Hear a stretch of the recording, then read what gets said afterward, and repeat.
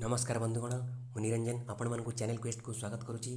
आज 26 जनवरी भारत में गणतंत्र दिवस रूपे पालन करा कारण आज दिन में भारत गणतंत्र रूपे घोषित होता।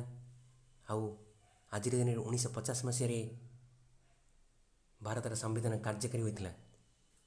आज ऑस्ट्रेलिया राष्ट्रीय दिवस जहाँ ऑस्ट्रेलिया दिवस रूपे पालन करा।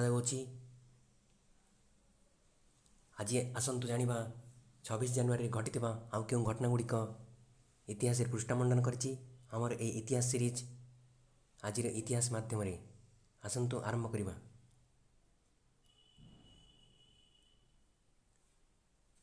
प्रथम प्रश्न, केउं मसीह आज दिन में भारतीय जातीय कांग्रेस द्वारा पूर्ण स्वराज घोषित होता? उत्तर 1930 मसीहा। परवर्ती प्रश्न, किए आज दिन में 1950 मसीह भारतर प्रथम राष्ट्रपति भाव निर्वाचित होते?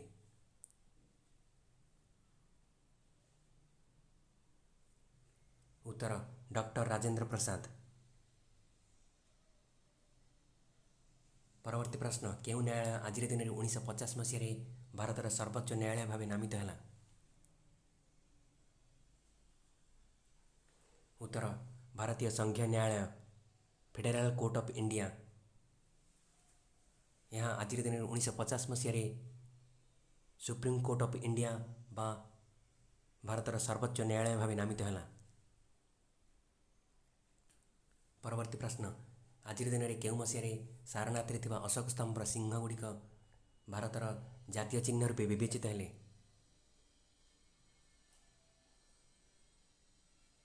उत्तर 1950 मसीहा। परवर्ती प्रश्न, आज दिन में 1963 मसीह केउं पक्षी भारतर जातीय पक्षी रूपे घोषित है?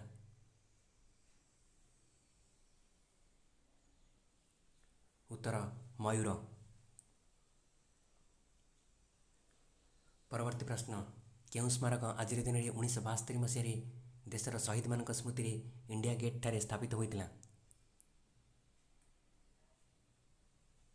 उत्तर अमर जवान ज्योति।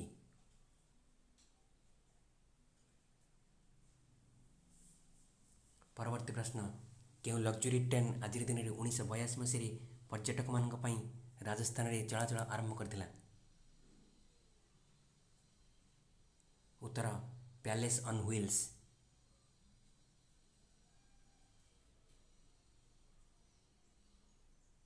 परवर्ती प्रश्न, भारतर गायिका लता मंगेशकर एवं सहनाई वादक बिस्मिल्ला खां आज दिन में केउं मसीह भारत रत्न पुरस्कार पाइथिले? उत्तर 2001। परवर्ती प्रश्न, केउं भारतीय शिल्पपति आज दिन में 2008 मसीह फ्रांस लेजियन ऑफ ऑनर रे सम्मानित होते?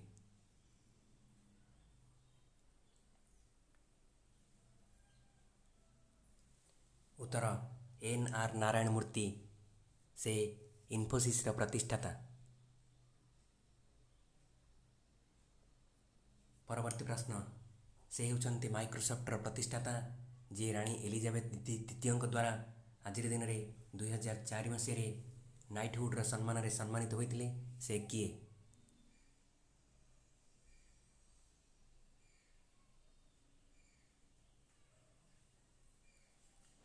उत्तर बिल गेट्स। से आज दिन में राणी एलिजाबेथ द्वितीय द्वारा 2004 मसीह नाइटहुड सम्मान सम्मानित होते। बंधुगण भिडियोटी देखिथिबा धन्यवाद।